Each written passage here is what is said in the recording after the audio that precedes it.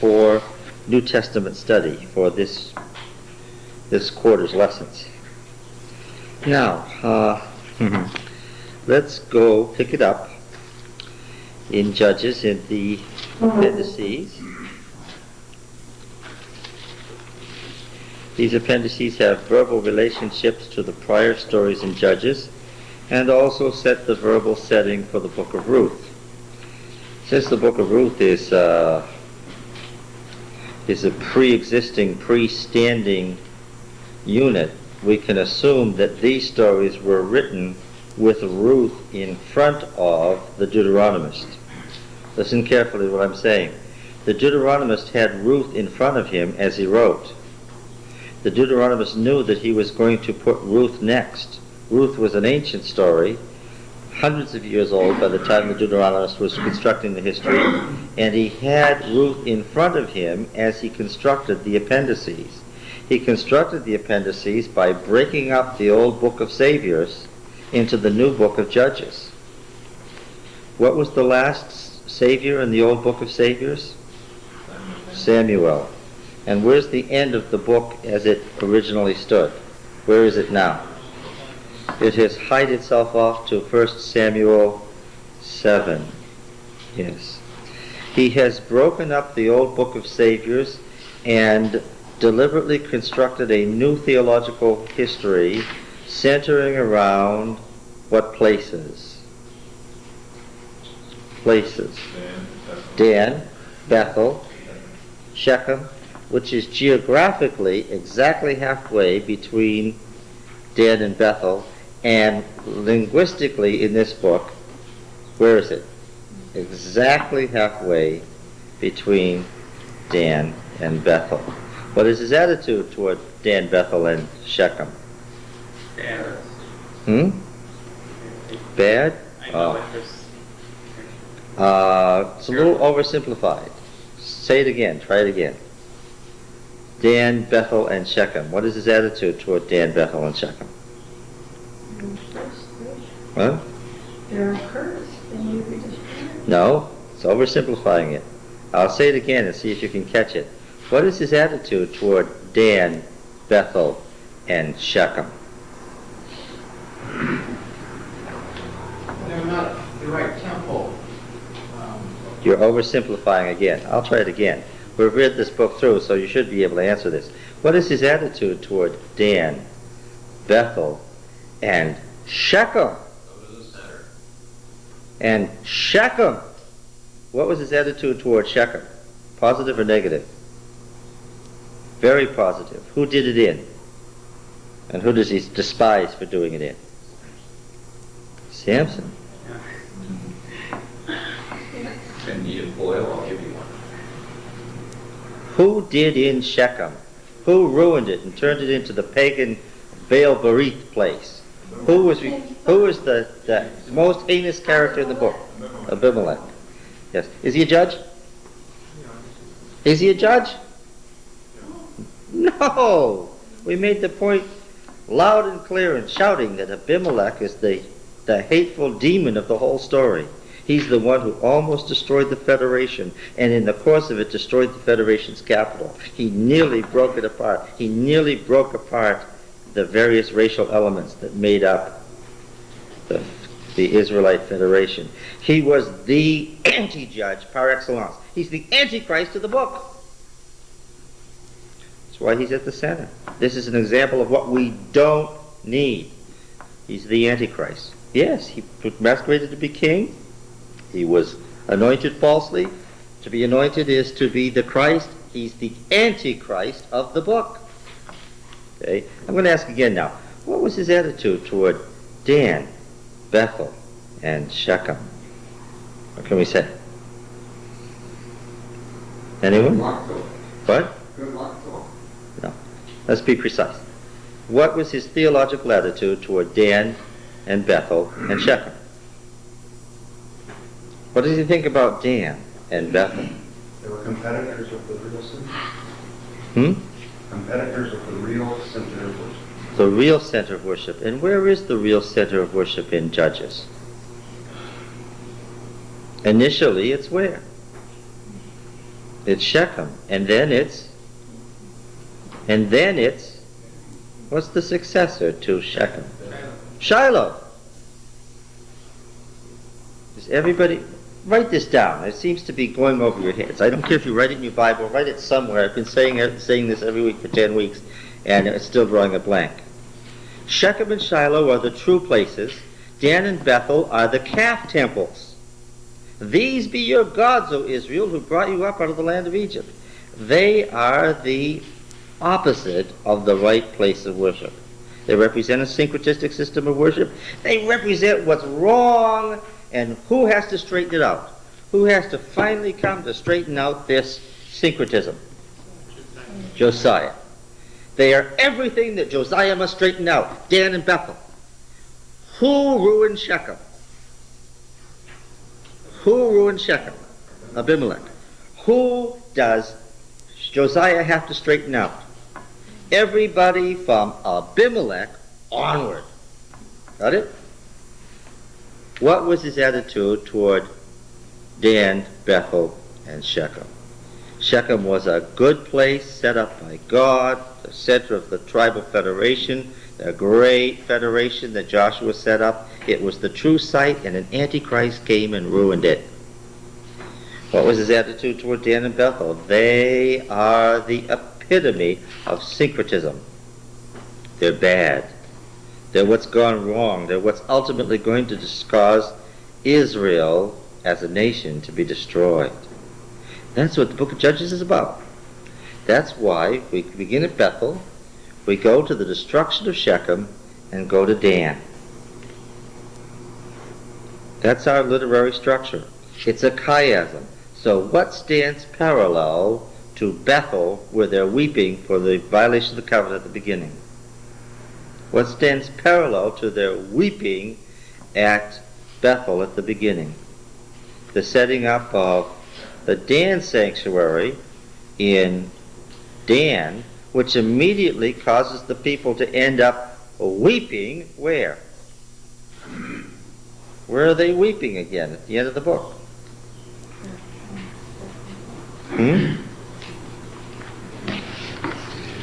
Where did you read the chapters for today? Where are they weeping again at the end of the book? Well, chapter 17 and 18 told us about the setting up of the... Folks, listen, we're embarked on a great, great expedition here, and I just am so happy to see every one of you week by week. We're doing something here that I'm sure thousands of people will look at eventually. And you can help by reading these chapters in advance, by doing a little home Bible study and coming with your questions and knowing what's in the Bible. Knowing what's in the next chapter. Okay? Now, you can help me and you can make this prosper for the whole church. Now, what's in this chapters following this story about the Micah and his idols at Bethel? Well, right from Bethel, what is set up? Right from Bethel. The sanctuary at Dan. And then what happens? And then what happens? Well, what? Which results in what? The destruction of Benjamin. Yes, and where do the people end up? Asking the Lord, what's going on here? Oh. Chapter 20 and verse 26.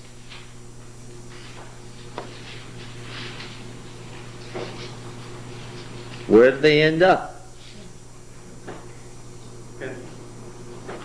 I'm hearing all kinds of answers. Are you reading the verse? Then the people of Israel, the whole army, went up and came where? To Bethel. And what? And wept! The book is a chiasm. What is a chiasm? What is a chiasm? It's a mirror image of in the center, from the center, it goes out to both sides, and it's one side is the mirror image of the other. One side is the mirror image of the other. So that what happens in the first half of the book, actually it should go down like this, I should make my chiasm go down to the disaster of Abimelech. What happens in this half as we're proceeding downward is mirrored by this half, which brings us back to our beginning point where we can try again. Okay? Yes. Yes, chiasm is another way of saying a cycle. And we've noticed with cycles that the end is what? The end is the beginning. That's the nature of a cycle, right? Okay. Now then, is there any relationship between the setting up of the images from Bethel to Dan in chapter 17 and 18 and the next story in chapter 19, the Levite and his concubine? Is there any relationship?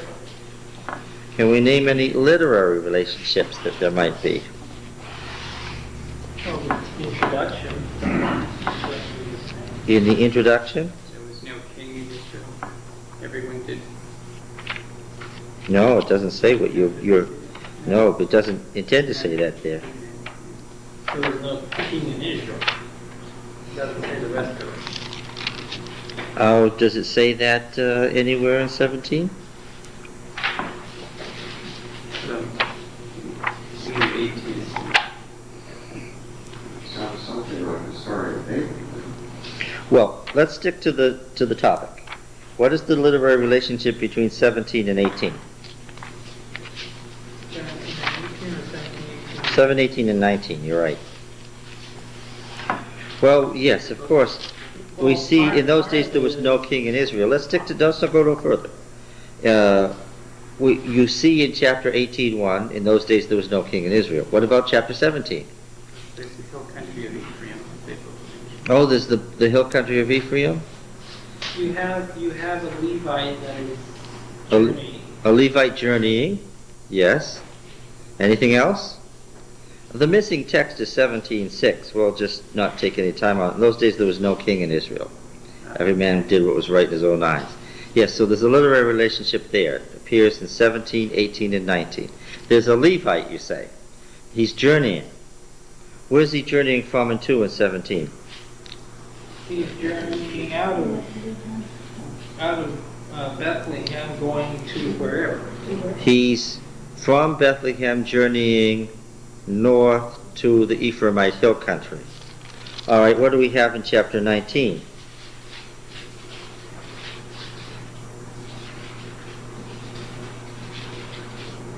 Well, apparently he is Going back traveling to out of. Yes, now we have a Levite who's doing what? Traveling from the hill country of Ephraim to Bethlehem. What is this called? A chiasm. Yes. The two stories are intended to be parallel one to another and to have a relation, some sort of theological relationship is going on here. That's why they're together.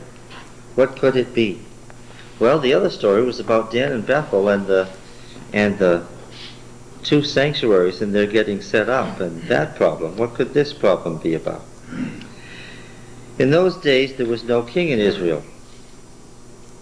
A certain Levite was sojourning in the remote parts of the hill country of Ephraim, who took to himself a concubine from Bethlehem. I suppose we should go no further before we ask what?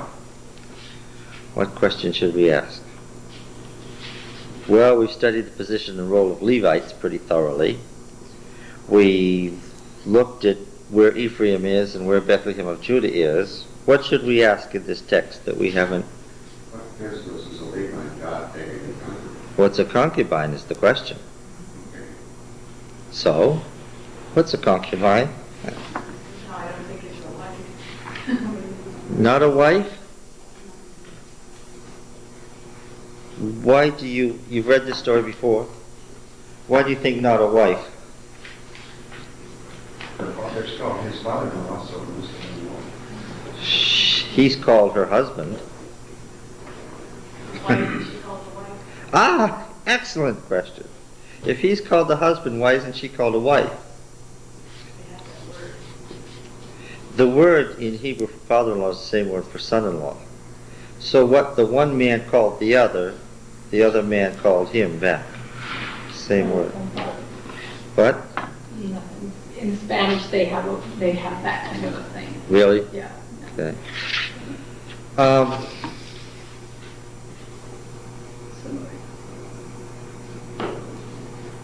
This is a patriarchy, right? The way of saying it was a man's world. Yeah. Is it possible that there could be a relationship where the man was a husband but the woman wasn't a wife? Could that be possible?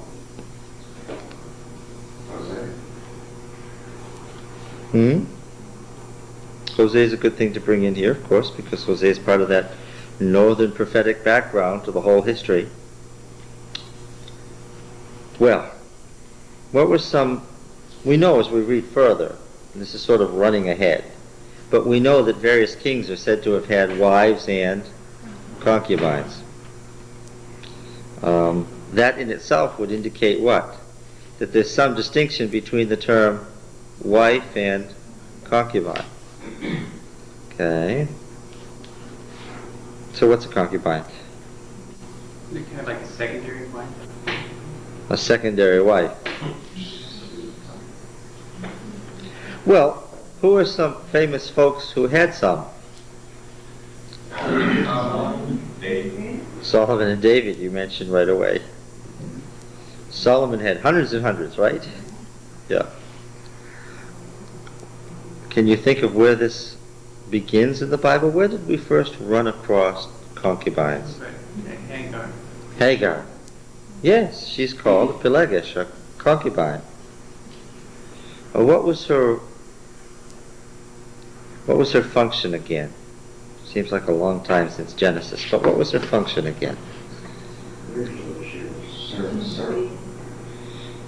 Servant is such a nice word. I heard it this morning in Sabbath school. We heard that Peter's family had servants. Such a nice word. Slaves. Yes. Yes. For a concubine, the slave is intended to have children. That is correct. Every word that he said is correct. That is the precise definition of a concubine. Did you hear it? A concubine is a slave who is married for the purpose of having children. Are they considered full heirs? Next question. Well, if the slave woman has children, do the children inherit in Israel? Are they equal heirs? Well, of course, here the story of Abraham and Hagar doesn't help because they're operating under old Amorite law from the patriarchal period. They're long before the codes of Israel. So we can't really tell when Hagar says this slave woman's son won't inherit with mine. She's talking about Amorite law, and that's not going to help us any. Where is that? Genesis 21.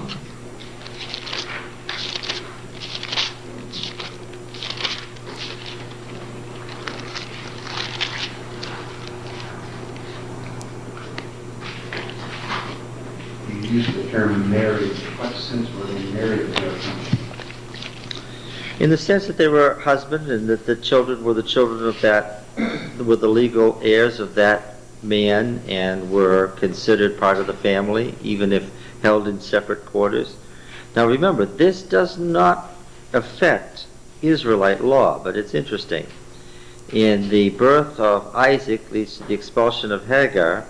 21:8, the child grew, was weaned. Abraham made a great feast on the day that Isaac was weaned. But Sarah saw the son of Hagar the Egyptian, whom she had borne to Abraham, playing with her son Isaac. She said to Abraham, "Cast out this slave woman with her son, for the son of this slave woman shall not be heir with my son Isaac."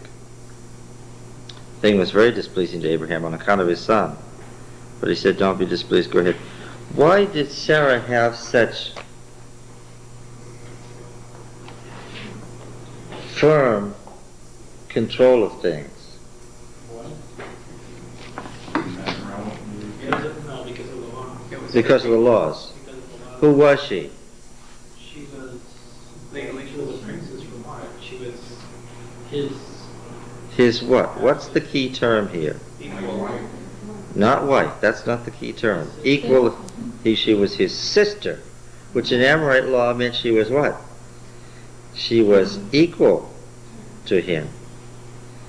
As his sister, Not that she was biologically his sister. The father's daughter, more.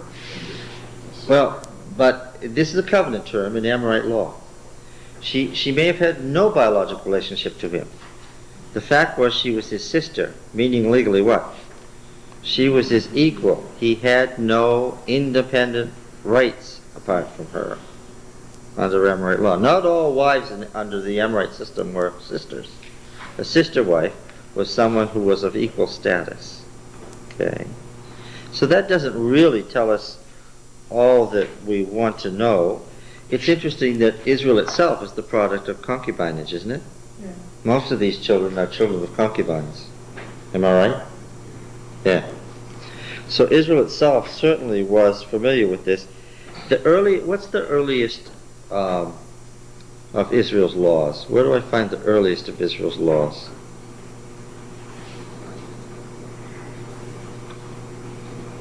Where's the first system of laws found? It's been a while. Where's the first system of laws found? Exodus. That's correct. We called it the Covenant Code. If we go back into the Covenant Code, let's look at Exodus 23:12.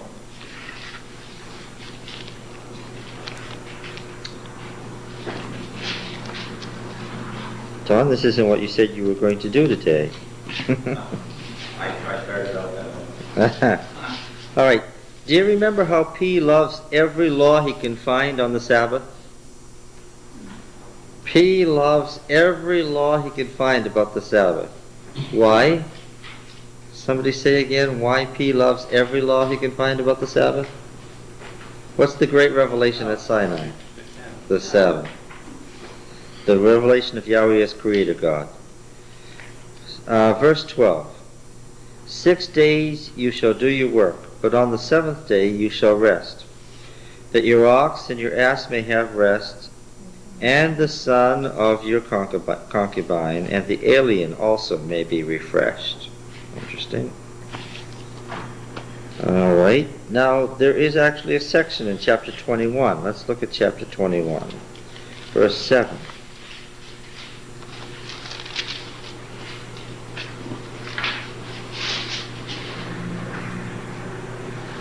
When a man, so we have casuistic law here. When a man sells his daughter as a slave, she shall not go out as male slaves do. If she does not please her master who has designated her for himself, then he shall let her be redeemed. He shall have no right to sell her to a foreign people, since he has dealt faithlessly with her. If he designates her for his son, he shall deal with her as with a daughter. If he takes another wife to himself, he shall not diminish her food, her clothing, or her sexual rights. If he does not do these three things for her, she shall go out for nothing without payment of money. What's a concubine again? Concubine is a slave. Finish it off. Yes, who is to bear children. Concubine is a slave who is to bear children to the man. And because she's a slave, she has certain slave rights. Was it understood that all female slaves, that was their role, or were there some that were just for working? What's the case law? How does it begin? It says nothing about all female slaves here. How does it begin? It talks about a man selling his daughter for a female slave. And to whom is he selling her? And who is the man here? The man is what? He's a Hebrew. And who's he selling to? Another Hebrew. Yes. Can't be sold to a foreigner. That would be disaster. Right? Yes. So, a poor Hebrew family could sell daughters off into concubinage.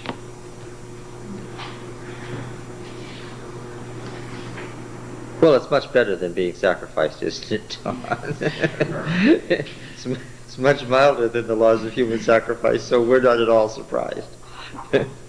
It seemed so harsh when we read Exodus. It seems so mild now.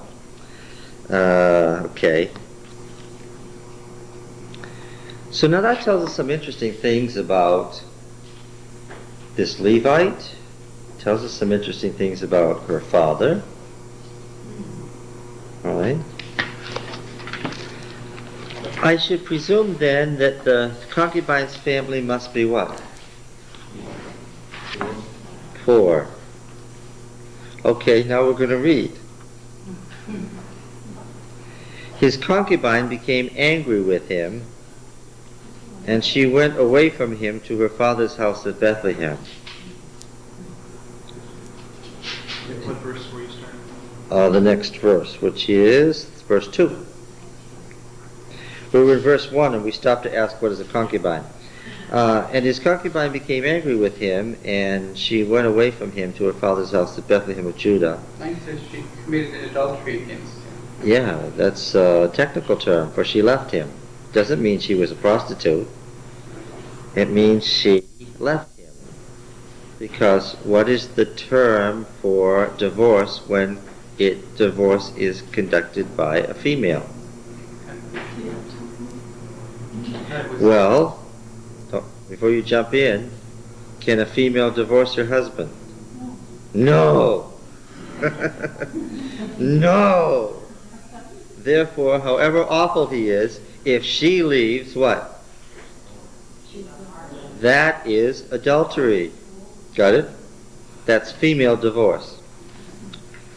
The versions knew this. The translators knew this. They translated it in different ways, knowing that it was a technical term for the fact that she left him. Who's at fault here? It's written clearly between the lines. Who's at fault here? He is. And a slave could just figure out to leave, No. ran away. She ran away. He's at fault, but it's a no-no. She's the slave. She became angry with him, and she went away from him to her father's house at Bethlehem of Judah, and was there some 4 months. Reading between the lines says he was at fault. Where you get that concept? Because she wouldn't be no angry unless he was a mom. Her husband rose and went after her to speak kindly to her and bring her back after 4 months. Who's at fault? He took too long, is that the idea? Well, I've read the whole story, so I know something about him. I know something about him. He pleaded for her to come back, which meant that he must have felt some guilt Yes. in whatever he did. Yes. And Was not yes. just going and grabbing her by the hair and calling her off because he was in the right. He knew he was in the wrong, so he pleaded rather than just taking her. That's right. Technically, as a slave, he could just go get her. But the fact that he feels the need to speak kindly to her indicates what? He was wrong. He was wrong. But it took him long enough to get around to it, didn't he? He did something wrong that made her leave. It took him 4 months to get up the nerve or gumption or whatever to go back. Did he know where she'd gone? Apparently. He figured out when she was gone, where was she? Where else is she gonna go? That's right. Yeah. That's right. Now, it doesn't say whether he had other concubines. No. She must have been the only one. Maybe he wasn't that rich either. Well, I know he wasn't. Yeah. Because I know that his home in verse 9 is what?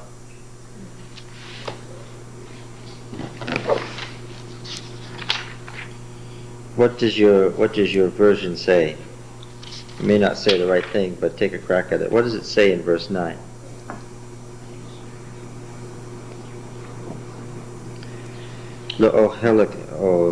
Helika, to your tent. To your tent, says.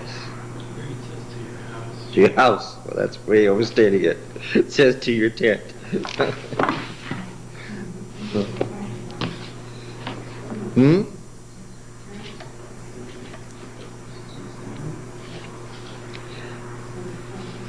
All right, now, we'll catch it when we'll hit verse 9 again. Back to verse 2. His concubine became angry with him, and she went away from him to her father's house at Bethlehem of Judah, and was there some 4 months. The fact that the father harbored her for 4 months indicates what? The father also thought what? He agreed with the daughter. With the daughter that He was grieving. some grievance had occurred. Would he have sent her back, the father, if she was wrong? Yes. Now, interestingly, we expect this father in Bethlehem to be a poor man because, after all, what's he done? He sold the daughter. He sold a daughter into slavery. Then her husband rose and went after her to speak kindly to her and bring her back. He had with him his slave and a couple of asses. So he's an alien living in tents. He's a resident alien in Ephraim living in tents. But he's a Levite plying his trade. What would his trade be as a Levite? A teacher of what? Of the law, such as it was at that point, early in history. And he came to her father's house, and when the girl's father saw him, he came with joy to meet him. His father-in-law, the girl's father, made him stay, and he remained with him 3 days. So they ate and drank and lodged there. And on the 4th day, think of the feast of Samson, they arose early in the morning, and he prepared to go. But the girl's father said to his son-in-law, "Strengthen your heart with a morsel of bread, and after that you may go." And this is after 4 days of eating and drinking, of feasting, yes.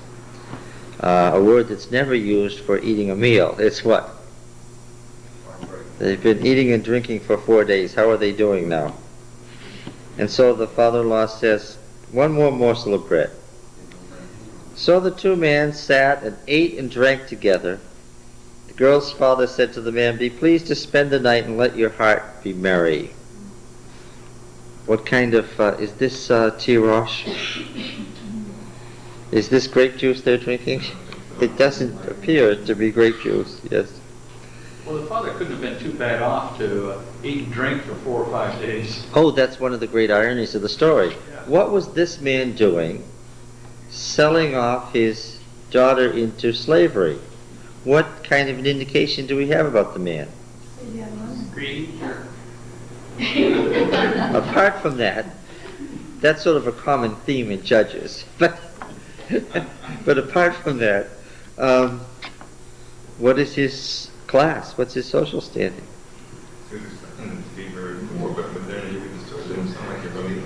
Doesn't sound like he's poor at all. In fact, what's he spend his time doing? Eating and drinking. Eating and drinking in his house. Would you say that he was concerned with the man by that sort of contact? Possibly so. But he's gone way beyond fixing that up, hasn't he? I mean, at first when the man came. Oh, yes, on the first day. But it says he was glad to see him, not that he was frightened or annoyed or anything. He was very glad to see him. And I gather from reading the text as it explains itself that he was glad to see him because it gave him an occasion for what? Yes. On the 5th, what picture do we have of these two men now? Yes, they are friends. And what kind of persons are they?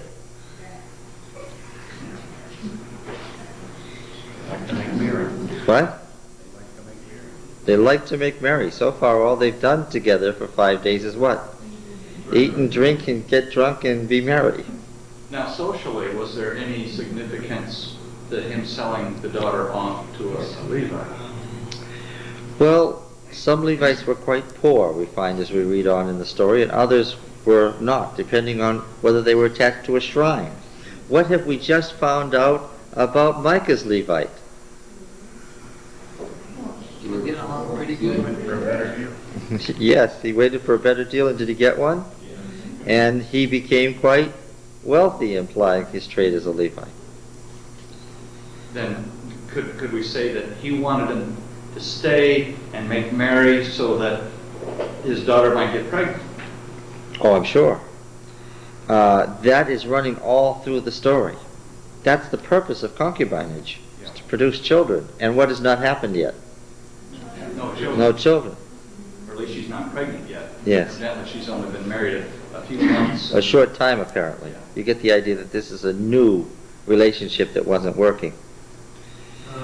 Could she be angry with him because she hasn't had children? Possibly, but there's more explanation for the anger in the story at Bethlehem than we had before. What does the husband spend his time doing? Eating and drinking with the father. Where is she in this story? What? She's the occasion for the story. That's all. Right? She's just sort of there. Will that change as the story goes along? All right, so on the 5th day, verse 8, he arose in the morning to depart. The girl's father said, "Strengthen your heart and tarry until the day declines." So they ate and drank and argued back and forth. There's a haplography in the Masoretic text. Let me remind you that the Masoretic text is full of holes. It looks like Swiss cheese in Judges. So they ate and drank and argued back and forth, both of them. Can you get this picture? Yes? Did you define haplography? Oh, yeah. It's something has dropped out. Scribe's eye has jumped from here to there because of the similar word endings, and a section of the wording has dropped out by accident. But the versions agree that the Masoretic text, once again, is missing something. And of course, a lot of these missing pieces, we wondered prior to the Dead Sea Scrolls, were these versions just making these things up? Did the Septuagint make it up and then other versions follow the Septuagint? No.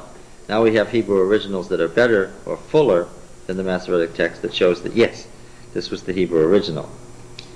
All right, so they ate and drank and argued back and forth, both of them.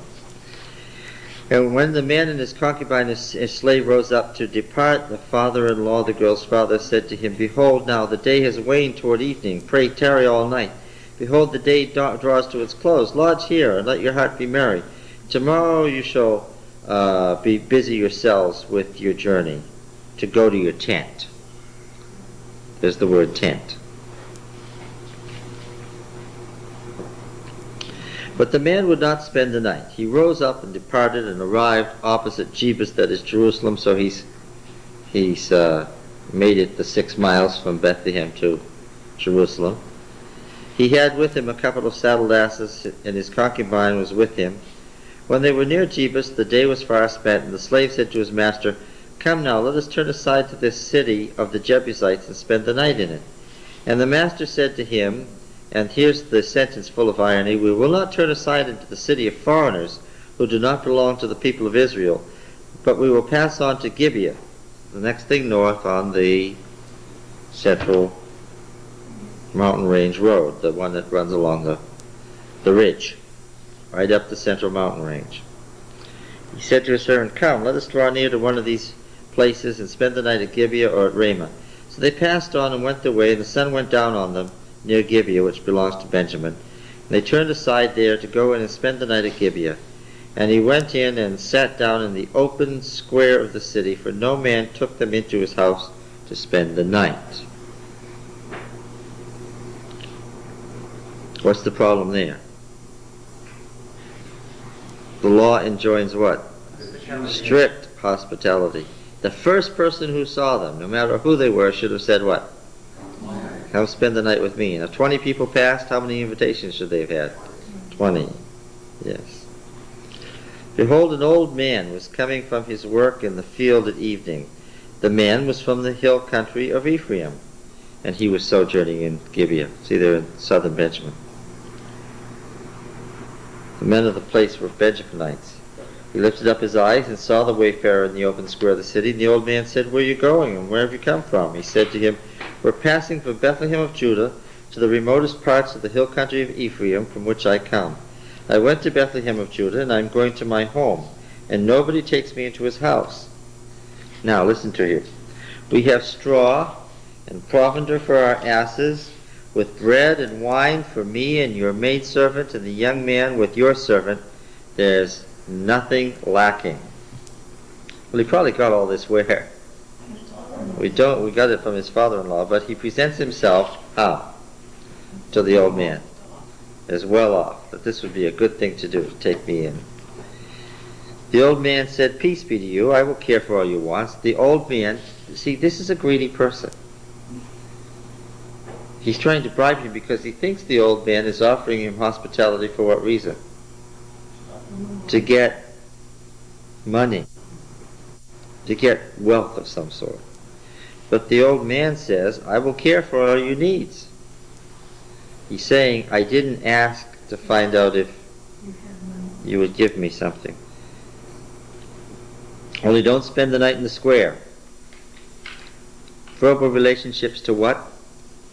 What are we supposed to be thinking of now? This story is deliberately reconstructed on what story? Yes. The story of Sodom. Judges 19 is based on Genesis 19. Lot doesn't want them out in the open. So he brought him into his house and gave the asses provender, and they washed their feet and ate and drank. Okay? And as they were making their hearts merry, now what are they doing? Drunk again. No wonder she left him. He was always drunk. Well, I gather she should have been used to that coming from her father's house. Well, maybe that's why she didn't mind being sold. She might have wanted a change. Okay, maybe so. She was going back with him. As they were making their hearts merry, behold, the men of the city, sons of Belial, beset the house round about, beating on the door. 2 Samuel 22. 2 Samuel 22.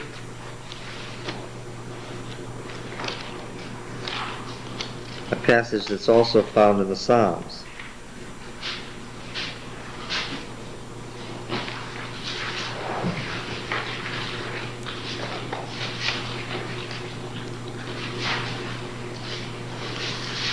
For the waves of death encompassed me. Verse 5. The waves of death encompassed me. The torrents of Belial assailed me. The cords of Sheol entangled me. The snares of Moat confronted me. Old Canaanite mythology. Canaanite mythology. Old Canaanite myths. What is Belial? What is Belial?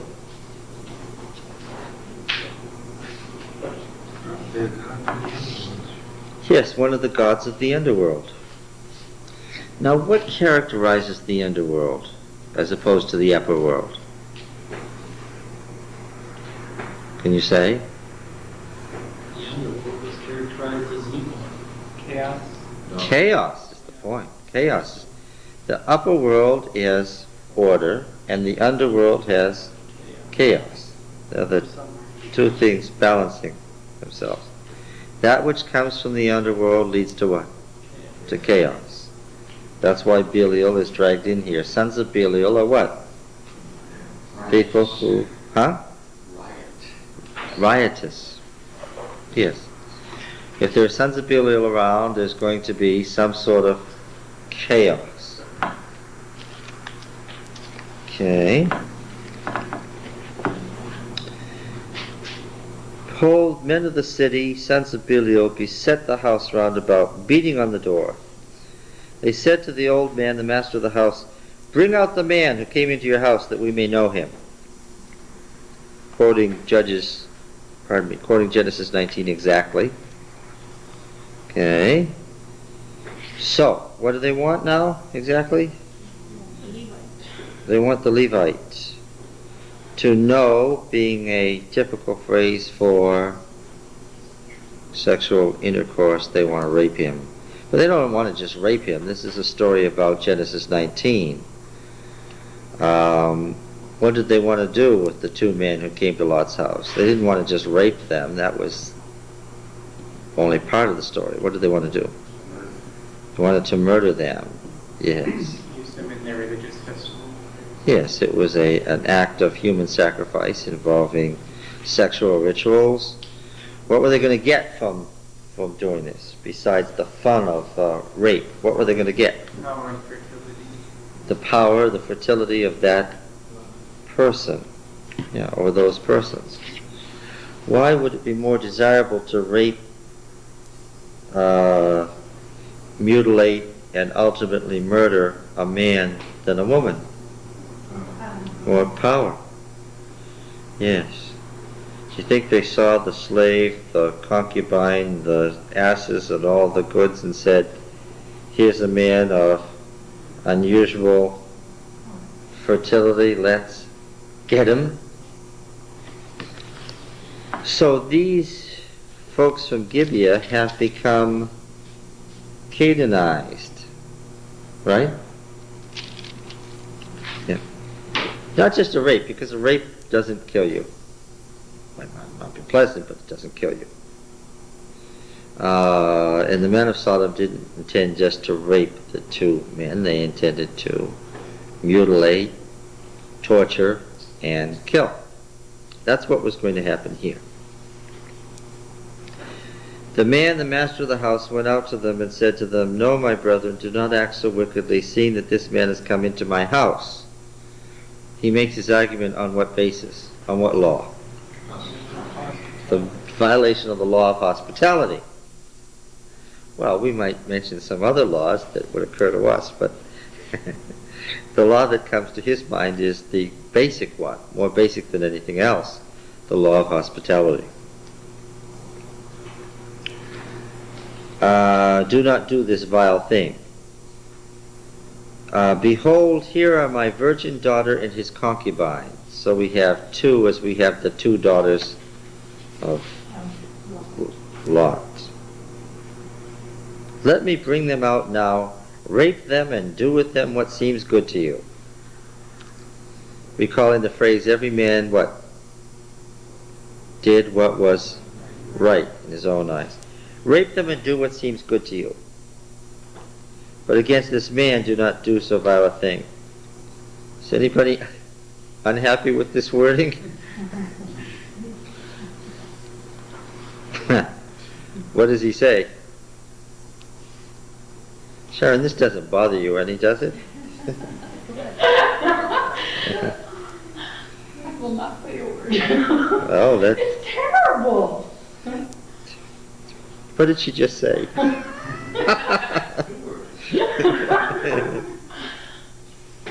Maybe even three. Rape them and do to them what seems good to you. But against this man don't do so vile a thing.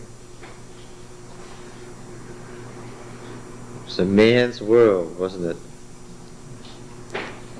Now, does he have any idea what might seem good to them? Sure.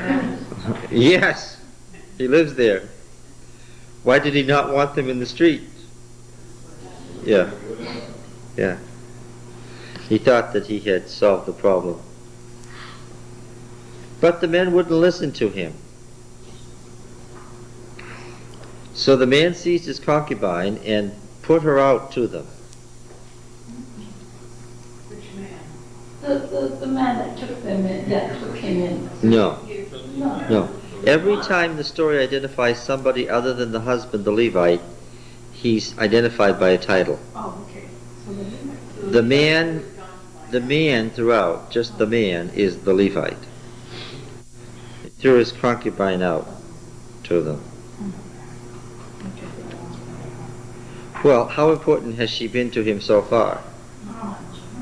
He did go and catch her and get her back. Yeah, and he got a lot of stuff from the father-in-law for it, which... He's throwing around town and then he'll go back to the father-in-law and get stuff again. That's true. But he's whining. Right here. I don't know, he seems to be pretty good friends with that father-in-law. Maybe he's another daughter. Well, how does the narrator view this man? That's the question. How does he view this man? This Levite? Very negatively. He's as unhappy with this Levite as he was with the previous one. saying, that's the problem with Israel. Those that teach them are bad. Well, what did Josiah have to do? He had to depose the Levites of the local high places. Levites of local high places are what? Are bad folks. They're people who do what sorts of things? These sorts of things. Yes. That's right. Yeah. This represents a class that Josiah exterminated. So that's why he doesn't have a name. He's not. That's right. He's not Joe, he's a Levite from the hill country of Ephraim. Because where did Josiah extend his power?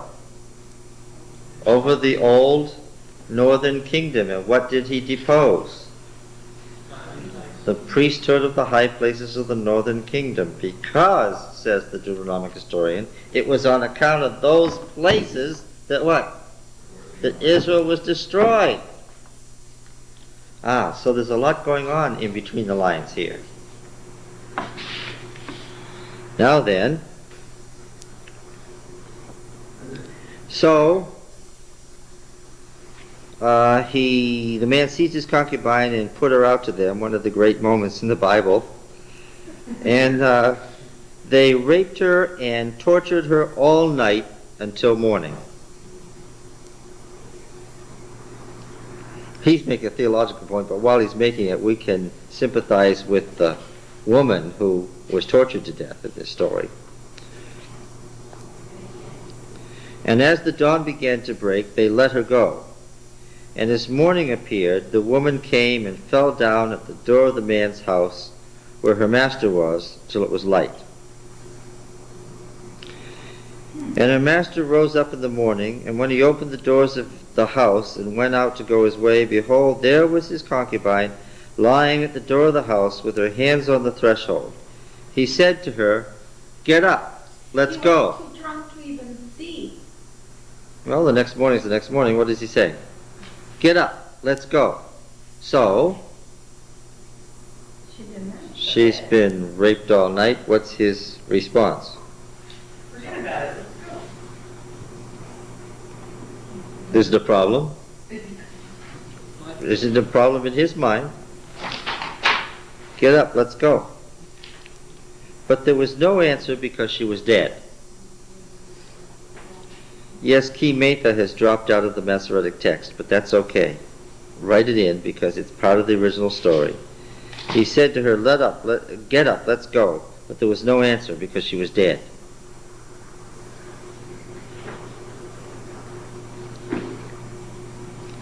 Then he put her on the ass. For what purpose? Well, she can't walk. Yes, but what's his purpose? He didn't bury her there. What? To use her. To use her. What's he going to do now? He wants the body. He's got an idea.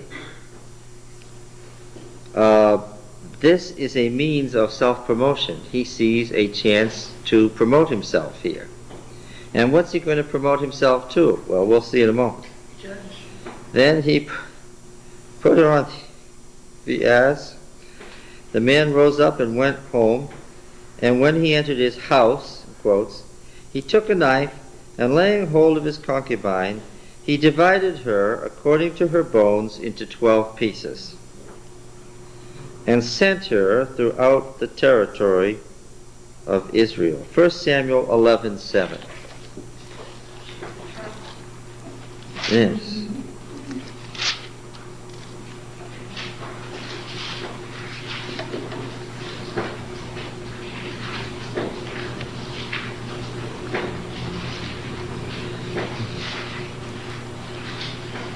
Beginning at verse 5, when Saul had been appointed to the judgeship, not when Saul was king, listen to me, when Saul had been appointed to the judgeship. Now Saul was coming from the field behind the oxen. Then Saul said, "What ails the people that they are weeping?" So they told him the tidings of the men of Jabesh. And the Spirit of God came mightily on Saul when he heard these words, and his anger was greatly kindled. Makes you think of whom? Samson. Same words, identical. And he took a yoke of oxen and cut them in pieces and sent them throughout all the territory of Israel by the hand of messengers, saying, Whoever does not come out after Saul and Samuel, so shall it be done to his oxen. Then the dread of Yahweh fell on the people, and they came out as one man, when he mustered them at Bezek, and so forth. What was it all about? To cut up the offering and send it out by messengers was to do what? To call what? To call out, to muster the militia of the Federation, whose right and responsibility only and solely was it to muster the troops of the Federation. A judge. This is a quick-thinking Levite. What's he decided to do? To become a judge.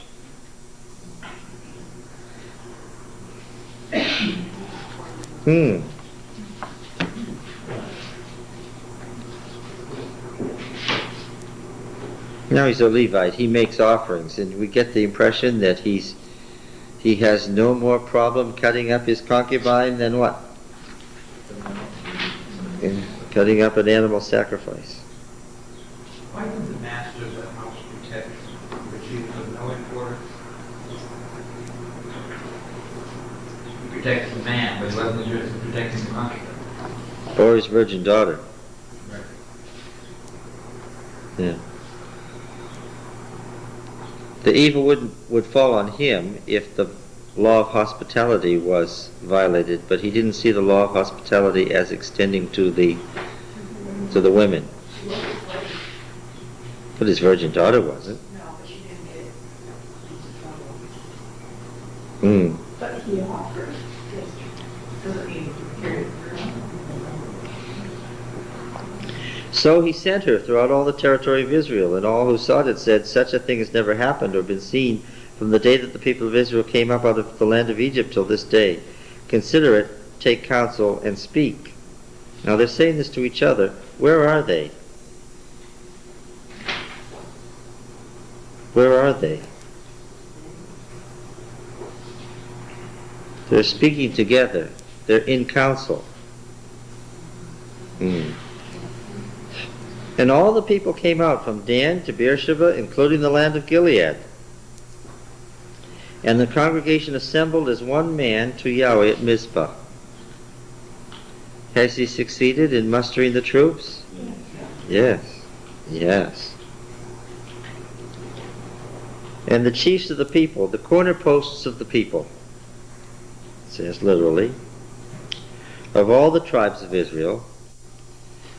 All the tribes of Israel only appear two other times in Judges. They all appear when they're weeping together at Bethel in Judges 2, and they all prostitute themselves after Gideon's shrine in Judges 8.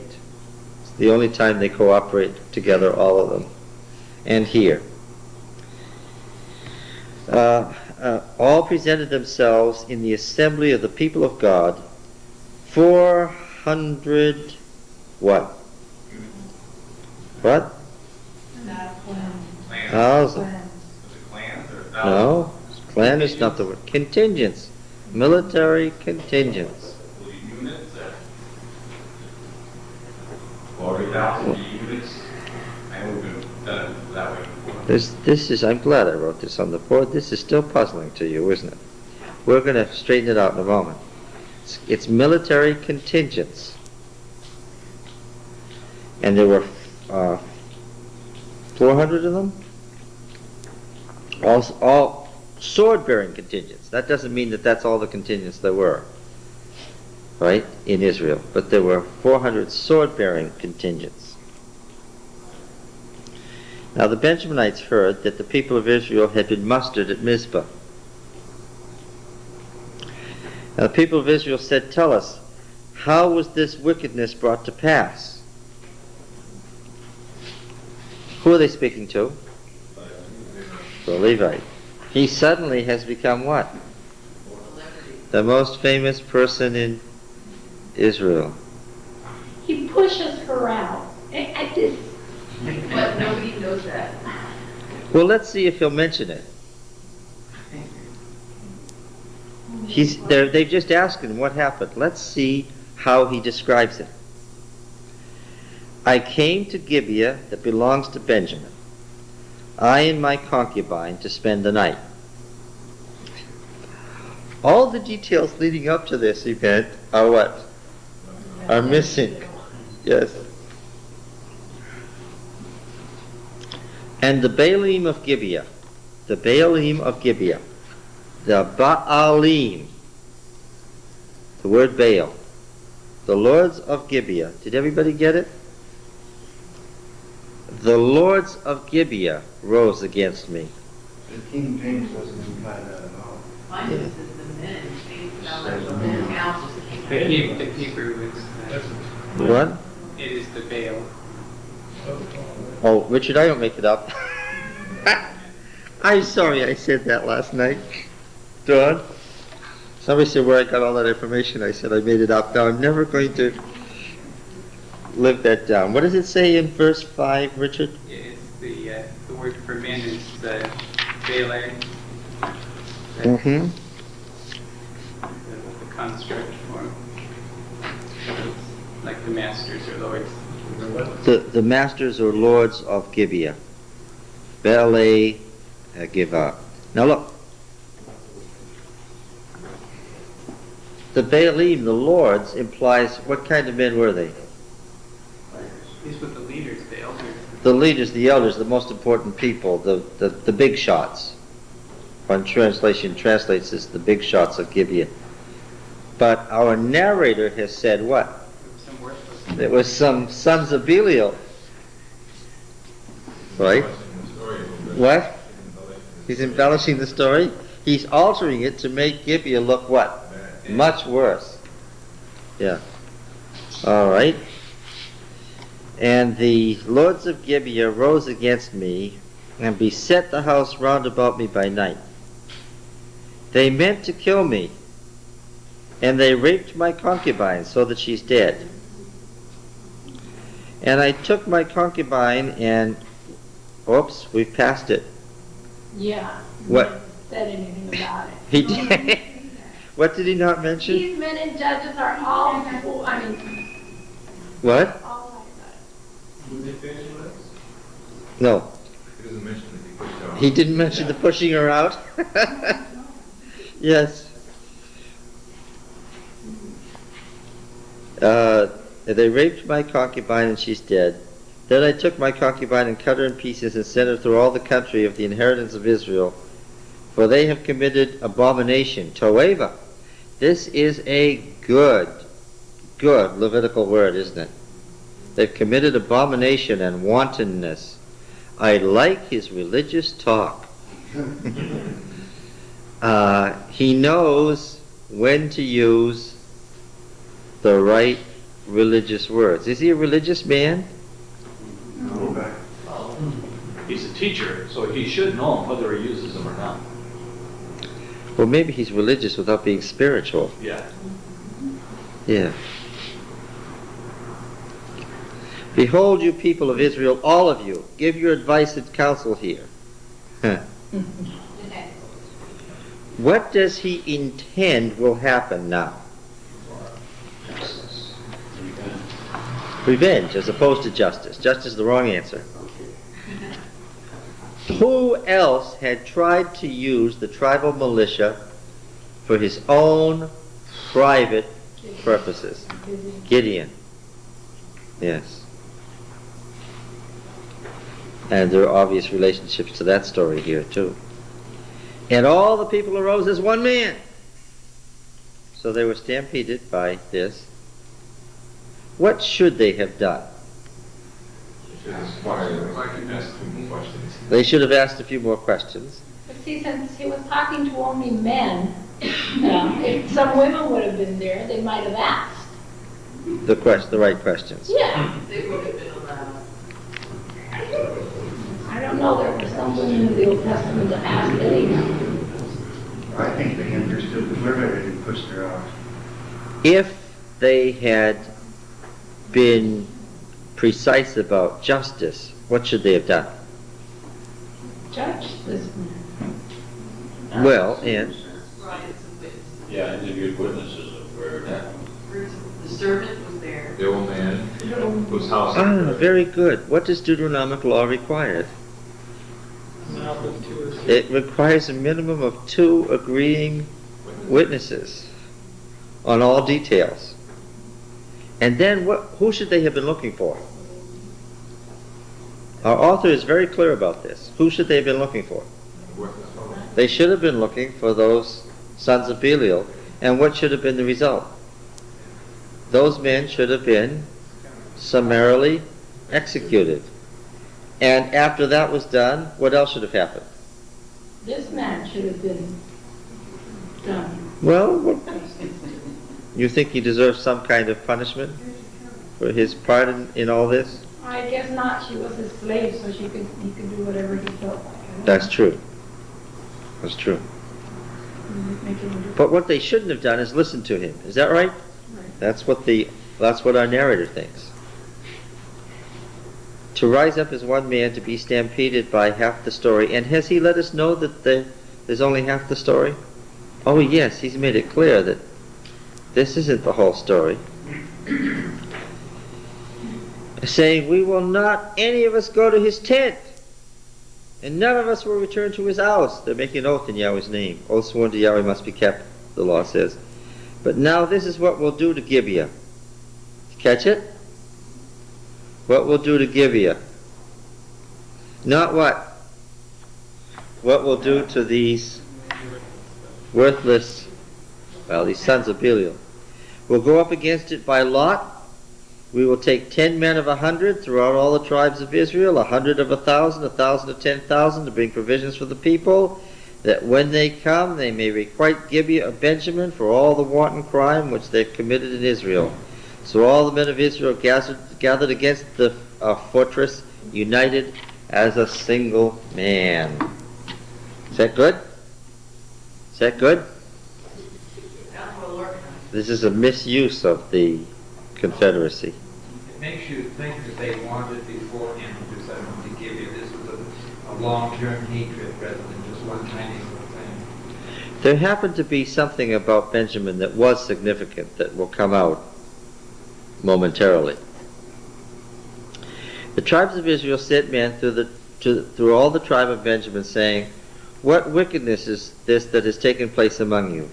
Now therefore give up the men, the base fellows in Gibeah, that we may put them to death, and put away evil from Israel. But the Benjaminites would not listen to the voice of their brethren, the people of Israel. This is exactly the right thing. And this is a comedy of correctness, one interpreter has said. It's exactly the right thing. Done at what? The wrong time. What have they already done? Yes, they've already bought the army. They've already surrounded Gibeah and said we're going to destroy it. And then they say to the rest of the tribe, what? Well, they just send out people who deserve to be punished and all take care of them, and then we'll go our way. Meanwhile, the armies of all the other tribes are all through Benjamin. How would you feel if you were a Benjaminite and people were really stirred up? You wouldn't admit you were from Benjamin? There aren't any Benjamites living here? Yes. Well, clearly the Benjaminites felt as a tribe that they were as a tribe being threatened. They felt very threatened by this action. Did they have any reason to feel threatened? Of course they did. Yeah. When people are possessed of a mob spirit, is there any reason to be concerned? The leaders of the tribe of Benjamin felt very concerned that some disaster might be hanging over them, more than just the base fellows of Gibeah. The other thing too is that they came, without proof. They came and threatened, saying, send them out. I mean, there was no trial, there was no. The testimony of one man is not, under Deuteronomic law, a trial. It is a mistrial by definition. The Benjamites came together out of the cities of Gibeah to go out to battle against the people of Israel. And the Benjaminites mustered out of their cities on that day 26 contingents, sword-bearing contingents, besides or apart from the inhabitants of Gibeah, who mustered 700 picked men.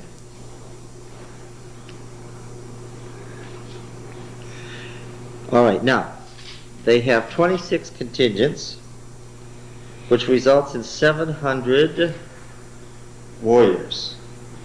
So how many are there per contingent on average?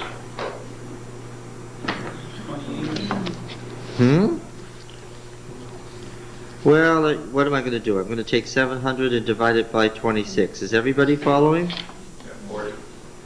40 per. No. Back in the story of Samson, and all the way back to Numbers, which is probably pretty cloudy in your mind, back in Numbers 26 and Numbers 1. I've been banging home in the word aluf and elef, and aleph being the same, just how you vocalize it, being the same consonants, and one meaning chieftain, and one meaning thousand, and one meaning contingent. And how the later scribes misread the word thousand into this military term for the pre-monarchic period. Let me ask you again. In the pre-monarchic period, how many men approximately were contained in a contingent? 9.5. 9.281 in the case of the Numbers 1 census. 9.648 in the Numbers 26 census. And about 10 around those numbers. About 10 men, yes, and they're rounded. They are rounded. They, as he said earlier, they look a lot more rounded once you see them divided out. In this case, 25 into 700 is more like 20 something. It's 26.9. The Benjaminites, under this threat, are producing what? They're producing 3 times as many militiamen, right, as Israel. Do they feel threatened? They must feel threatened, yes. What's the significance of left-handed slingers? Yeah, we'll come to that momentarily. Okay, but in verse 15 it says that from the sons of Benjamin, from the cities, 26 contingents. Yes, Without- sword-bearing contingents. Without the ones that lived in Gibeah. That is, 700 men were mustered, Okay, yeah. Got it. apart from the inhabitants of Gibeah. Yes. Among all these were 700 picked men who were left-handed. Everyone could sling a stone at a hare and not miss. Who are we thinking of here? Remember these last stories in the appendix. What? The left-handed judge? Who? G-U, I don't know how you pronounce that. H-U. Remember, we're in the next to the last story. We've got a chiasm going. Could you be thinking of Ehud? Oh, Ehud. That's, okay. Yes. Who happened to be a what? Left-hand sling. And what else? Judges chapter 3, verse 15. A Benjamin. What else would you expect him to be? But when the people of Israel cried to Yahweh, Yahweh raised up for them a Savior, Ehud the son of Gera the Benjaminite, the left-handed one. Left-handed one was considered, what did I say before? Was considered, all the implements were made for right-handed people. Left-handed was considered handicapped and therefore Not very dangerous. Not very dangerous. But the point has been made that, That both this guy and these and these people are what? They- Left-handed people that you don't think are dangerous because they're left-handed, what? They could not conceive. This is funny. This is how people reason from their own experience. They couldn't conceive that if you couldn't do anything with your right hand, that what? That you could do anything at all. Because they thought that the right hand was the hand of power. Thy right hand and thy mighty arm have gotten thee the victory. And if they found someone who couldn't do something with their right hand, what did they say? Then there's no ability to do it. They couldn't conceive that you could do those same things with a left hand if you were left-handed. Which meant that in the case of Ehud, and here in this case, they consider them handicapped, but what? Yes, they're very good, and they don't expect them to be. So the army of Israel, this sets up the stage. The army of Israel is now a sitting duck for what? Do they think this is going to be easy? They're going to do what? They've already said they're going to annihilate this city. And Benjamin says, no, you're not. And what do they say? Well, we'll do what? We'll just annihilate them too. But the narrator has warned us, however. And we already know, because he's constructed the book of Judges and we've been reading it. We know it's chiasm. We already know what? These Ehud types might do what? Yes. Now, the men of Israel, apart from Benjamin, mustered 400 sword-bearing contingents. All these were men of war. Now, men of war, remember, are people between age 20 and age 50 who were numbered in the census, and the census was a military census. Well, how does that compare, then, to this 400? How does that compare to the contingents in the period of the... Who's able to bring the camera over here and leave it on? Can you move it in for us, please? At the very beginning, you focused on that. Yeah, I want it now. Anybody can do it? Okay, turn to Numbers 1 so we can get this straight again. Got the whole board in, and does it show clearly? No, I don't have the whole board. No. You look. Do you know what the piece is? You know how to do it? Turn to Numbers chapter 1. Okay. Got the whole thing, top to bottom and side to side? Nice and clear. All right, who wants to read? Who wants to read? You have a, what version? No, I have an American Standard. No, that won't help. Who has a King James? I have a King James. King James, you want to read your King James? We'll get the most traditional translation we can. Numbers, Verse 20. yeah, down a ways. 1, 5, 20. 20. Verse 20. 20. And the children of Reuben, Israel's eldest son, by their generations, after their families, by the house of their fathers, according to the number of the names, by their polls, every male from 20 years old and upward, all that were able to go forth to war. Those that were numbered of them, even of the tribe of Reuben, were 40 and 6,500. Read it again, the number. 40 and 6,500. Okay. So now, if we read it as a number incorrectly, we mispoint it as a number, what number will we get?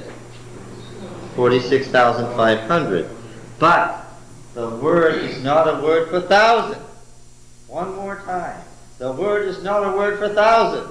Remember we put P and L up here, and we went to apple and apply and appeal and all those words to illustrate that it's in the vowels, and they mispointed it. The Masoretes didn't know what they were talking about. It does not say 46,500. What does it say? 46 contingents totaling 500 men. Okay. So this side is the contingents. And it says these were all warriors, doesn't it? Doesn't say all the men. It says all those who could go forth to war. Anybody who was disabled in any way would not have been counted. The tribe of Reuben in the first census was, because of the number of families, the way it developed, was able to muster 46 separate contingents, because it's based on tribal relationships, sub-tribes, families, clans, totaling 500 men. Okay? And the next one, we'll do one more for illustration, verse 22. Of the children of Simeon by their generations, after their families, by the house of their fathers, those that were numbered of them, according to the number of the names, by their polls, every male from 20 years old and upward, all that were able to go forth to war, those that were numbered of them, even of the tribe of Simeon, were 59,300. Okay. So here we have 59 separate contingents totaling 300 men. Again, one more time. Was Gideon's army little or big? Big.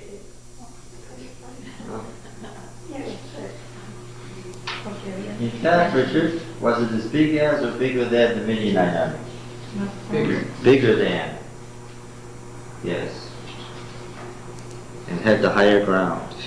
They still wouldn't go. Okay. Now, in the first census, we have 598 contingents, totaling 5,550 warriors, an average of 9.281 per contingent. In the second census, we have a total of 596 contingents, a total of 5,750 warriors, with an average of 9.648 men per contingent. These are the warriors 20 years old and upward. Well, how many family members are represented by each warrior 20 years old and upward? Well, see? Each of these men 20 years old and upward who was able to go forth to war. Yes. Of course they overlap because men, you got to cut out some of the men, because one of the men who's 45, who has a wife and kids, his 5 sons are all counted in here, right? So it's right. So this represents the warriors of Israel. Okay. So now we have 5,555 men, 20 years old and upward, who are able to go forth to war. Add to that the women, children, and Levites, and you've got some idea of how many people left Egypt. Okay? And your friend has no choices. Got no options. That's the true story. The numbers make perfect sense. So what are we talking about? Somewhere between 10 and 20,000 people for Israel. Demographics say for the Judges period, 25,000 people in the hill country approximately constituted Israel. Okay. So, contingents, numbers, all rounded up. See? All rounded up for that reason. Any questions about this? We've been through this several times. So now Benjamin's down to 36 contingents? Yeah. Benjamin here, 35. Or no, it was 26. 64, down to 26. This, which without Benjamin, is 598 minus 35. Let's not think, let's just subtract.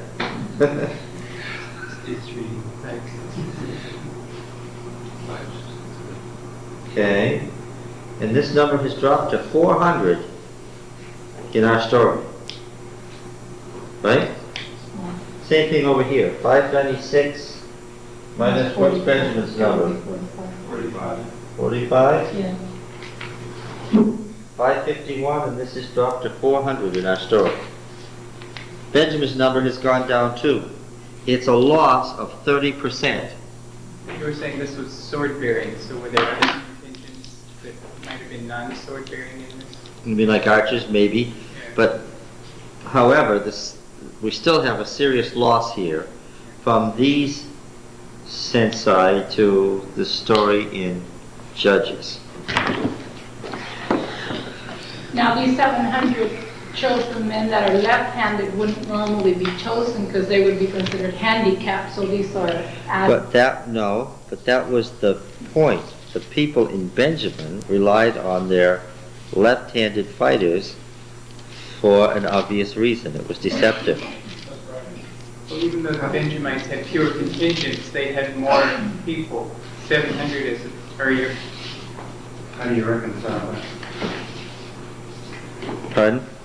Well, in most cases, they didn't have 700, they've shrunk and now they have. do you think they were recruiting some? Well, we have nearly 27 men per contingent in this story here. That's the point. Benjamin produces nearly 3 times as many people as you would expect because Benjamin feels what? Threatened. Well, would it be safe to say that Israel didn't bring up all of their fighting men, just those that responded? Well, but it says that the people gathered from Dan to Beersheba, including Gilead, as one man. Also, you have... It's the only time we ever have that said in Judges. Okay, let's keep reading.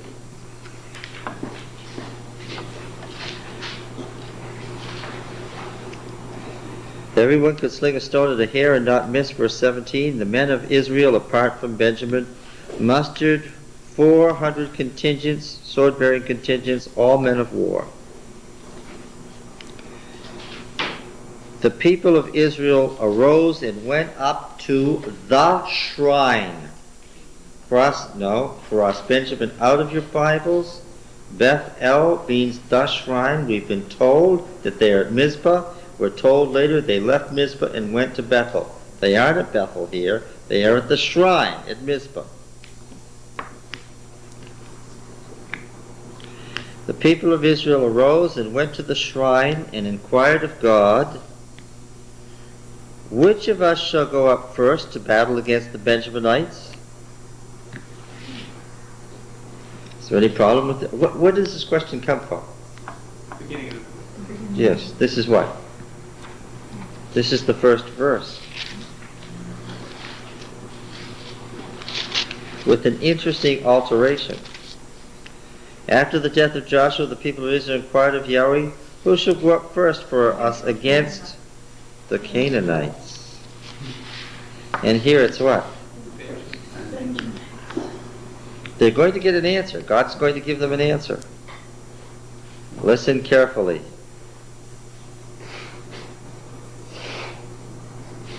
The narrator is making a point. The scriptural writer is making a point. They're going to get an answer, and the answer is going to be disastrous. Why does God give them an answer?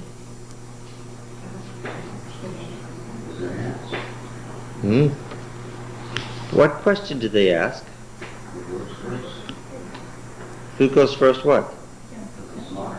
Against Benjamin. Is that the question? What's the question? Should they go up? The question should be, should we go up against Benjamin? Had they asked that question, what would have been the answer? No. Now, how did they get these answers? Was this using the breastplate and The breastplate? Where was the breastplate? Shiloh? Are you missing the point? Where are they? At a shrine in Mizpah. Get with our narrator. What is his point, Richard? Can they get the word of the Lord there? No. Is there any breastplate there? No. Should they be asking anything there? No. What is the word? Have you? No, you haven't been. Have the rest of you read the preceding story? What was in the preceding story? What did they have? An ephod and what? And a teraphim. And a molten and graven image. Yeah. What did Gideon have? Yes. He's already told you all those things. And he wants you to know and understand what he's saying by now. So they would have used the ephod to sort of like divine answer. Ephod had the sacred dice in it. All right, so they went up to the shrine and inquired, which of us shall go up first to battle against the Benjaminites? And Yahweh said, what did he say over here in Judges 1? What did it say in Judges 1? Well, it said, yeah, except it said more. Yahweh said, Judah shall go up first. Behold, I've given the land into his hand. Yahweh said, Judah shall go up first. Yes. What did it say in Judges 1?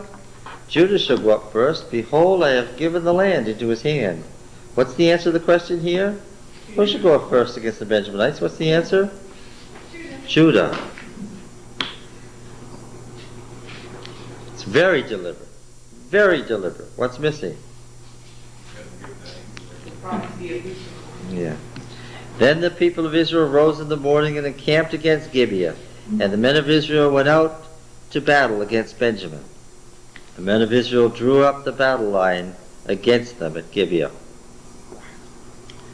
The Benjamins came out of Gibeah and ruined on the ground that day 22 contingents of Israel.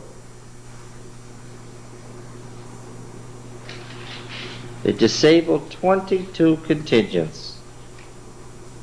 How'd it go that first day?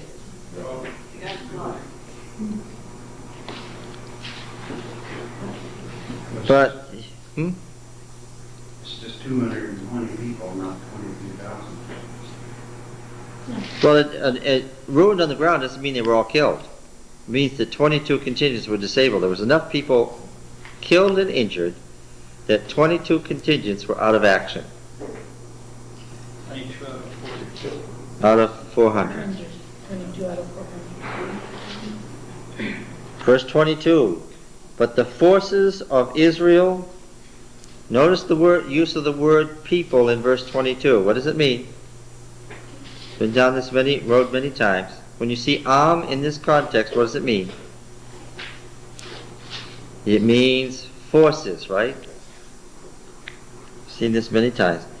But the forces of Israel took courage and again formed a battle line in that same place where they had formed it on the first day.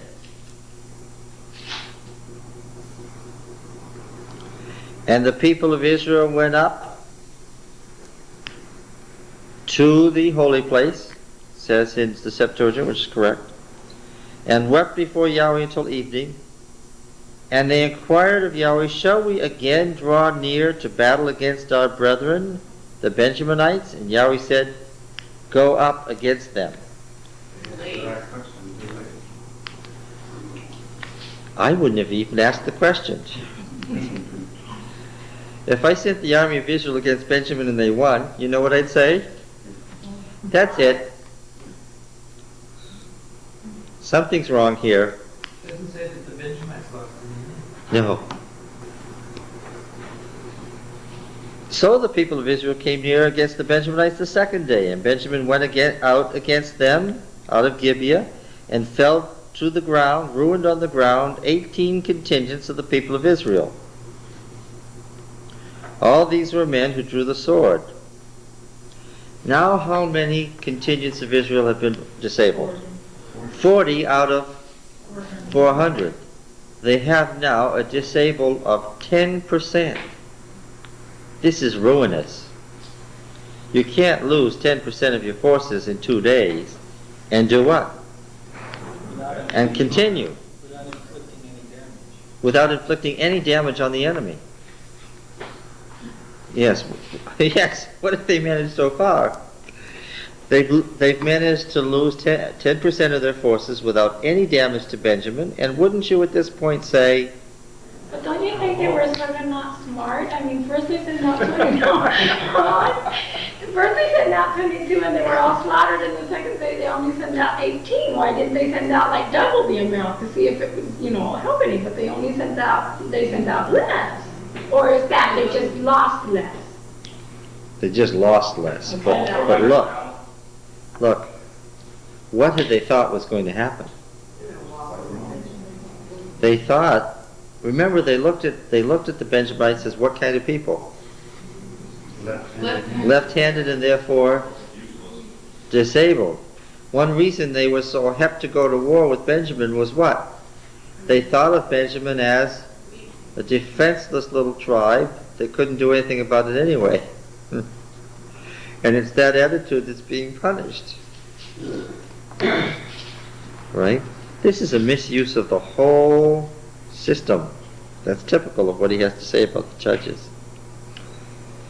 Then the people of Israel, the whole army, journeyed up and came to Bethel. They left Mizpah entirely, opposite Gibeah, and went to Bethel, the great shrine of Benjamin. They went to Bethel, and appropriately, as in Judges 2, what did they do? What did they do there? They cried. They wept. What had they called the place at the beginning of Judges? Bokim, meaning weepers, weeping ones. Yes. And they sat there before Yahweh and fasted and offered burnt offerings and peace offerings before Yahweh. What does that tell you? What? Well, desperate, yes, but what does the offering of whole burnt offerings and peace offerings tell you? But they admitted that they'd sinned.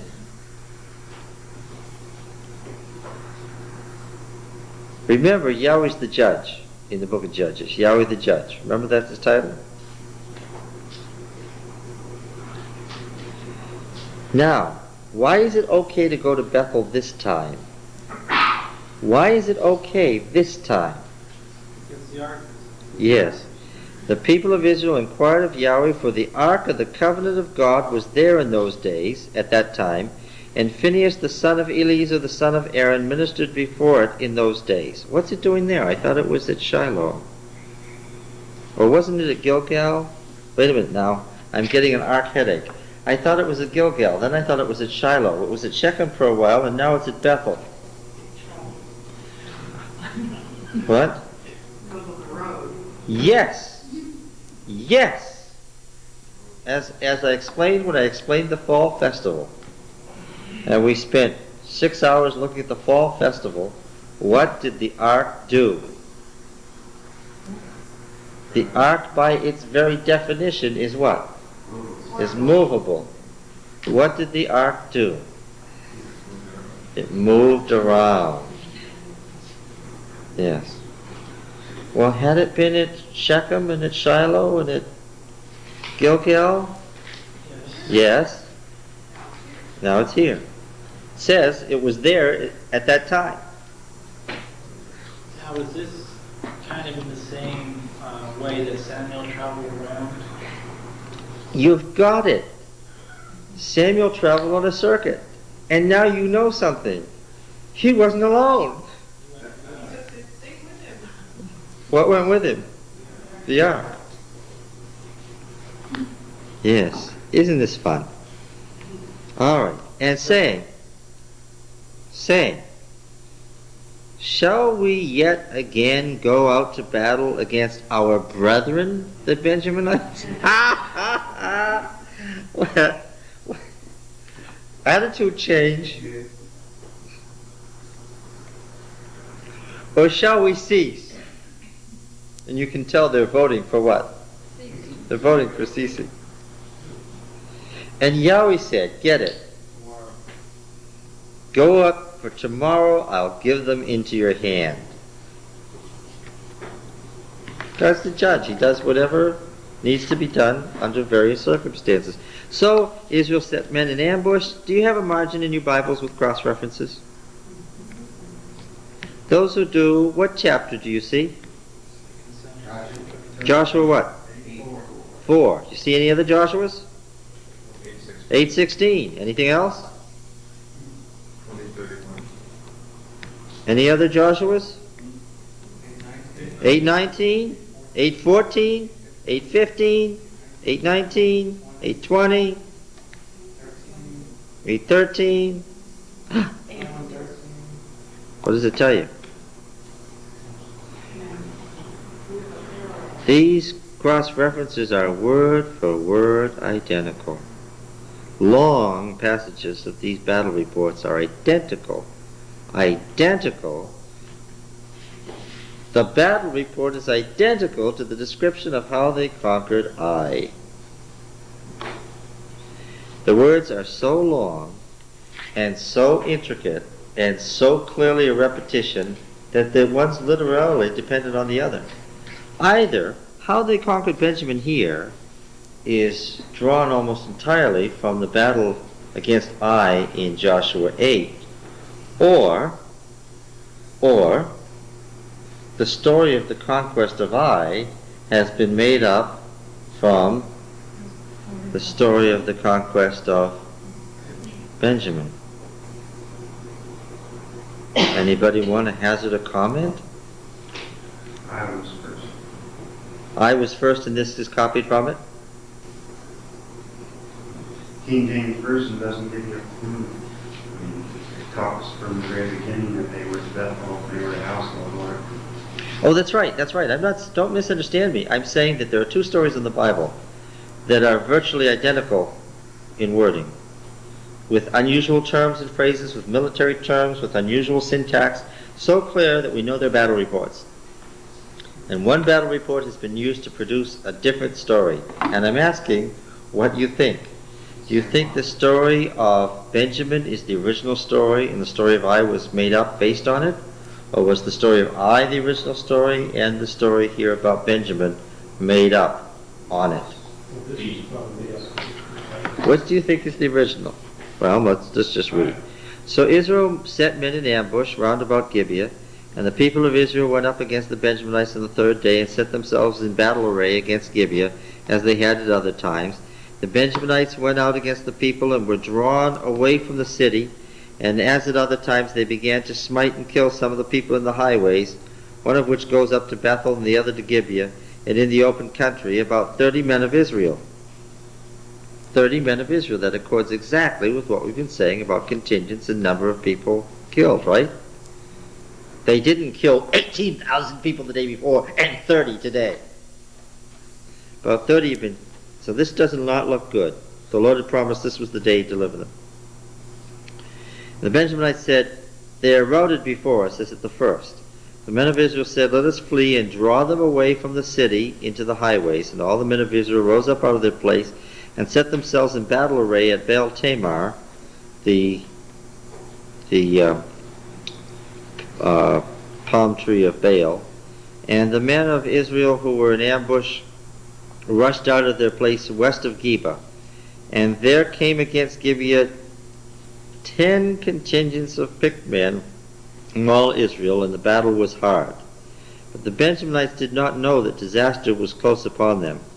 Yahweh defeated Benjamin before Israel, and the men of Israel destroyed 25 contingents, 100 men from Benjamin that day. All these were men who drew the sword. So the Benjaminites saw that they were defeated. How many men did they have in all? How many men did Benjamin have in all? 700 men. They had 26 contingents. They lost a seventh of their force? Well, it's worse than that, because they kept one contingent in reserve. They committed their whole army. They had 26 contingents and 25 were routed. So what does that tell you? They kept only one contingent in reserve, so they had 25 contingents they committed, and out of those they lost 100 men.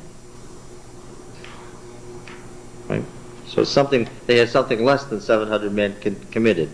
They had perhaps 650, and of those 100 have been destroyed. How many men have they lost now? They've lost 15 to 17% of their men, and so what do they realize? It's over.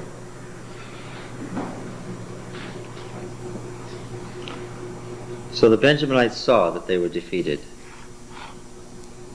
No, Ed, can't get 2 million people out of this. Unfortunately, it all hangs together with perfect clarity, and we know what's going on. The men of Israel gave ground to Benjamin because they trusted the men in ambush whom they'd set against Gibeah. The men in ambush made haste and rushed on Gibeah. The men in ambush moved out and smote all the city with the edge of the sword. Now the appointed signal between the men of Israel and the men in ambush was that when they made a great cloud of smoke rise out of the city, the men of Israel would turn in battle. Benjamin had begun to smite and kill about 30 men of Israel. See, there are two battle reports. This is the second one, beginning right in the middle of verse 36. They said, surely they're smitten down before us as in the first battle. When the signal began to rise out of the city in a column of smoke, the Benjaminites looked behind them. Behold, the whole city went up in smoke to heaven. The men of Israel turned. The men of Benjamin were dismayed, for they saw that disaster was close on them. Therefore they turned their backs before the men of Israel in the direction of the wilderness. The battle overtook them, and those who came out of the cities destroyed them in pursuit of them. Cutting down the Benjaminites, they pursued them violently and tread them down from Noah as far as opposite Gibeah on the east. 18 contingents of Benjamin fell, all of them men of valor, men of chayil, prosperous men, men of strength. And they turned and fled toward the wilderness to Pomegranate Rock. 5 contingents were cut down on the highways. They were pursued hard to Edom. Two contingents were slain in that section.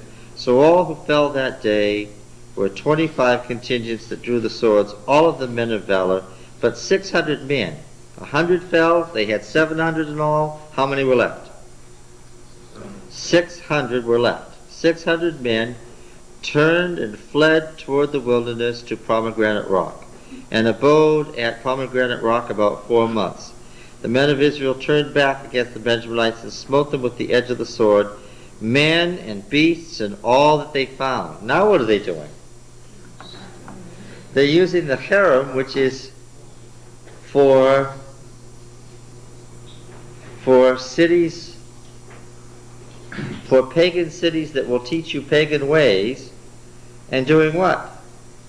Slaughtering the men, women, children, and animals of Benjamin. Is this a proper use of harem? Not at all. This is wildly incongruous. All the towns which they found, they set on fire. Well, what do you think? What do you think of this story? Shows how bad things were. What? Shows how bad things were. Misuse power.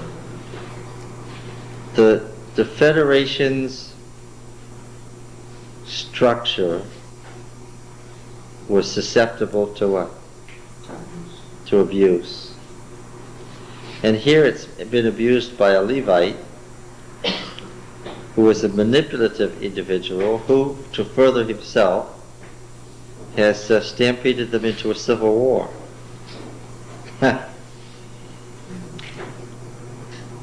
he doesn't get mentioned anymore. No, he doesn't get mentioned anymore. Did he remain a hero? Not after 40 contingents fell. After 40 contingents of Israel fell, after the tribe of Benjamin was wiped out, and it became obvious to everybody that God was not pleased with the whole affair, you think anybody said, well, we shouldn't have listened to that Levite. We should have asked more questions before we got into this mess. Think that was their feeling? Yes, the next chapter says that was their feeling. So what happened to his bid to become a judge? It was overturned by a new judge. No.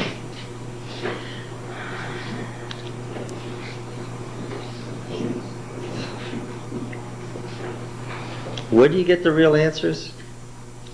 You get the real answers when you've got enough experience to know what you should be asking, and when you ask where? The right place. And the right place happens to be what? Yes. So since the ark is traveling With, home base, no longer working. well, the Deuteronomic history is emphatic. There's only one right place. What is it? Where's that? Where is that? Well, it was for a while. Shiloh, it was for a while. What? Jerusalem. Jerusalem, where Yahweh's king reigns on David's throne, in opposition to the kings of the north and the sanctuaries of the north. Bethel and Dan and other places. Yes, other high places. Like the cities of Benjamin, like the high place at Gibeon where Solomon went. Yes. It's the beginning of his downfall, the historian says. He didn't know, like Josiah, that you had to destroy that place. He went to inquire of the Lord there. Yeah. All right.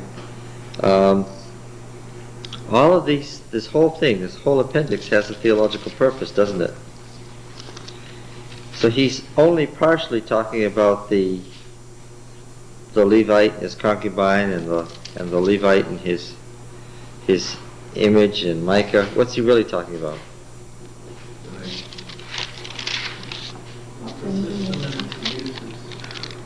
Yes. What does the system need? What does it need? A reformation to what? What does it really need? It needs a king.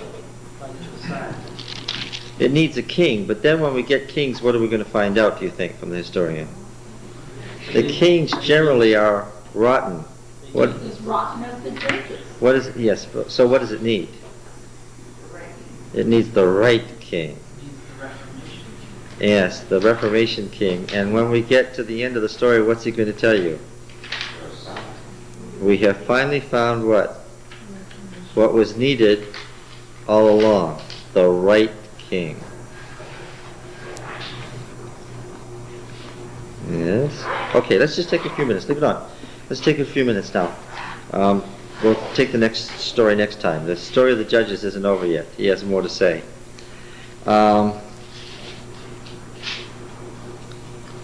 If I were going to read about the New Testament, I think I would do some setting kind of books first. One of the things I read, you can look this up in books in print. The titles are all under the titles in books in print. You don't need wonderful thing about books in print is you don't need to know the authors or the publishers or where their publishing houses are. I would certainly read the book Jesus of Nazareth, the life of a Judean peasant, a Jewish peasant. Jesus of Nazareth, the life of a Jewish peasant. I think I would begin there before I read anything else. You get more picture of Jews in the first century and Judaism and its role in the Roman Empire from that big, thick book. Jesus of Nazareth, the life of a Jewish peasant. On Paul, I'd read also Joachim Jeremias' book, Jerusalem in the Days of Jesus. Jerusalem in the days of Jesus. Want to know about the priesthood, the temple, the structure? Of course, it tells you all about Judaism in general, but Jerusalem, in the gospel picture, more than half of Jesus' ministry was spent in Jerusalem itself. So, Jerusalem in the days of Jesus is a very important book. Okay. On Paul, certainly one has to read Paul and Rabbinic Judaism. Paul and Rabbinic Judaism by W.D. Davies. Paul and Rabbinic Judaism will tell you why Paul says what he says. Sometimes what he says is absolutely inscrutable. Why on earth does he think that Hagar and Sarah are two mountains, one of them in Arabia, and figure out from that one's the law and the other's Christ? How on earth could he get such an allegory out of the story of Hagar and Sarah? Well, if you read Paul and Rabbinic Judaism and find out how Rabbinic Judaism developed.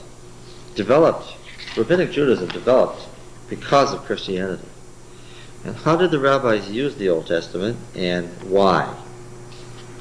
What were their principles of interpretation, and how did they arrive at doctrine? Why would some doctrines be recognized by the rabbis right away as valid and others right away as invalid? What basis of thought did they proceed on? We said in this class, we're doing exegesis. These are the questions we ask. Here's how we do exegesis. Well, they didn't do exegesis. How did they do it? And why did Paul speak and write the way he did? Okay, so Pauline Rabbinic Judaism is absolutely essential to reading one of these. F.F. Bruce's Introduction to the New Testament. I don't know. An introduction is a technical work. It takes the corpus as a whole, and then each book, book by book, and tells you the theories of authorship, dating, background, to whom it was written, technical terms, themes. That's what an introduction is. Whenever you read Introduction to the Old Testament or Introduction to the New Testament, you're always reading a book that's going to take it book by book and give you the background questions, date, authorship, place, purpose, content, so forth. That one is a very good one, very conservative, very, very good, but also very aware of the most recent scholarship, Introduction to the New Testament, published by one of those publishing houses in Grand Rapids, one of those Christian Reform publishing houses. All right? You can't really get a sense of Judaism without reading Josephus.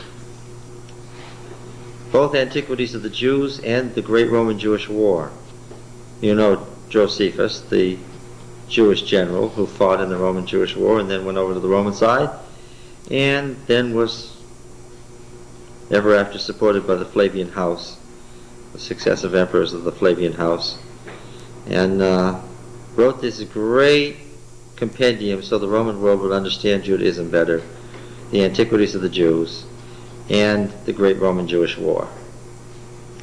Some of the most interesting reading you could ever imagine. Okay, I'd read a book called Jesus and the City. Jesus and the City. Beginning with Jesus and the City. It's a recent book, published within the last year. Beginning with the excavations at Sepphoris, talking about Jesus as a city person, as opposed to Jesus as the country person that we have in our mind. And how the fact that Jesus was a city person influenced his teachings. What you see about Jesus and the city in his teachings, and how that comes out in the growth of Christianity. Okay. So, Jesus and the City is a very interesting and useful book. Right? 20 books is too many. There are half a dozen books which, if you read, you'll have a tremendously good picture of where scholarship is and what we know today about, in general, overview of the New Testament. All right. That comes in answer to his question, where do you find information like this? The answer to which is not, I make it up. This is what you're making up. All right. See you next time when we'll round out Judges and get some idea of what's going to happen next in the history. Okay? Nice to see you again.